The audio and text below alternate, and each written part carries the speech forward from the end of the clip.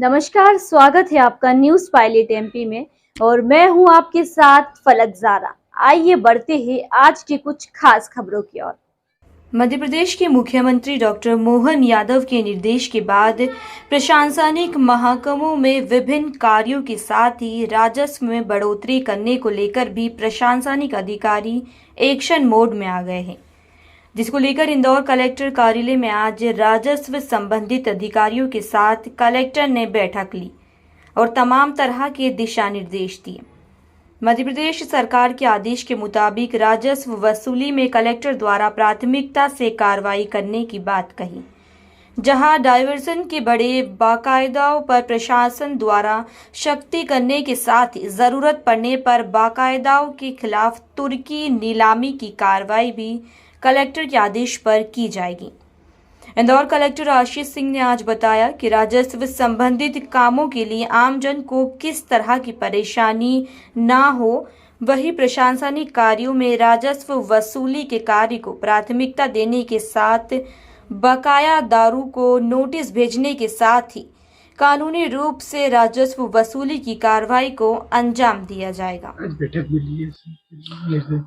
आज आरओ बैठक में सभी एसडीएम, तहसीलदार, नायब तहसीलदार उनकी बैठक बुलाई गई थी और जितने भी राजस्व के केसेज हैं नामांतरण, सीमांकन, बंटवारे के, उनको समय सीमा में पूरा करने हेतु निर्देशित किया गया है।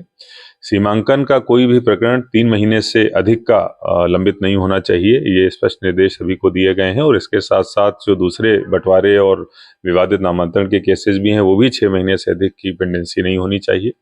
सीएम हेल्पलाइन पर विशेष फोकस रहे और शासकीय जमीन अगर कहीं पर इन्वॉल्व है तो हम लोगों को चाहे किसी भी कोर्ट के पास जाना पड़े, लेकिन उसकी सुरक्षा 100% करना हमारे राजस्व अधिकारियों की जिम्मेदारी है। इससे संबंधित निर्देश सभी को प्रदान किए गए हैं।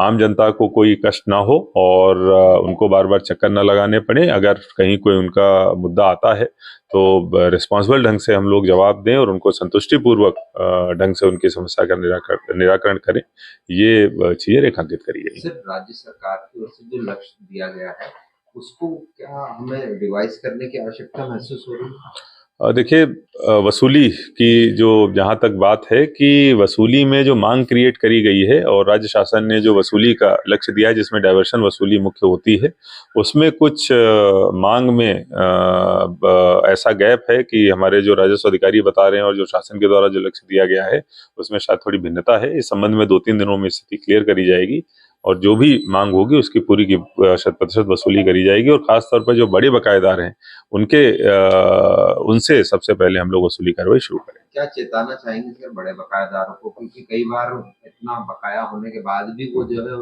बहुत ग्रांटेड टू टेकन ले रहे हैं? देखिए, अगर बड़े बकायेदार हैं उनको जो भी नोटिस की कार्रवाई है वो करी जाएगी और अगर फिर भी उनके द्वारा वसूली में सहयोग नहीं किया जाता है तो कुर्की और नीलामी की भी कार्रवाई उनके ऊपर करी जाएगी।